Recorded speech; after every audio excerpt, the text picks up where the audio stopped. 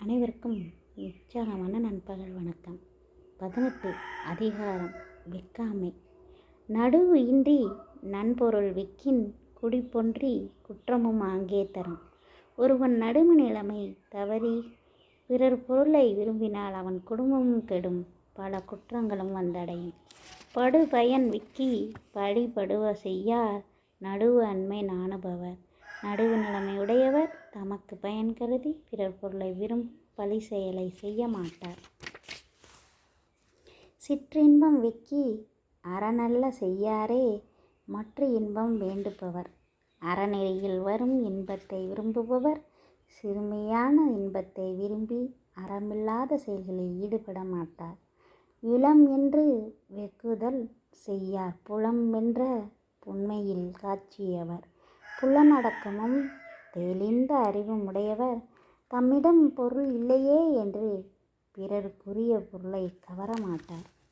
அக்கி அகன்ற அறிவு எண்ணாம் யார் மாட்டும் வெக்கி விரிய செய்யும். பிறர் பொருளை கவர எண்ணி அறிவுக்கு ஒவ்வாத செயல்களை செய்பவர் எவ்வளவு நுட்பமான அறிவு உடையவராயிருந்தாலும் அவ்வறிவால் ஒரு பயனும் இல்லை. அருள் வெக்கி ஆற்றின் கண் நன்றான் பொருள் வெக்கி பொல்லாத சூழக் கெடும். அருளை பெற விரும்பி இல்லறத்தை மேற்கொள்பவன் பிறருக்குரிய பொருளை விரும்பும் பொல்லாத குற்றத்தை செய்ய விரும்பினால் அழிந்து போவான்.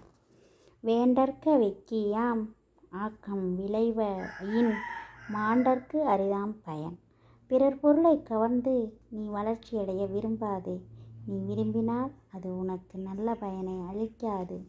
அக்காமை செல்வத்திற்கு யாது எனின் வெக்காமை வேண்டும் பிறன் கைப்பொருள். உன்னுடைய செல்வம் குறையாதிருக்க நீ விரும்பினால் பிறர் பொருளை கவர விரும்பாது. அறனறிந்து வெக்கா அறிவுடையார் சேரும் திறனறிந்த ஆங்கே திரு. மற்றவருக்குரிய பொருளை விரும்பாத சிறந்த அறத்தை செய்பவரை விரும்பி செல்வம் வந்து சேரும்.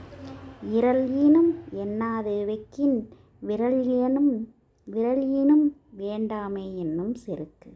பிறர் பொருளை விரும்புபவன் அழிவினை அடைவான், விரும்பாதவன் வெற்றியினை அடைவான். நன்றி, வணக்கம்.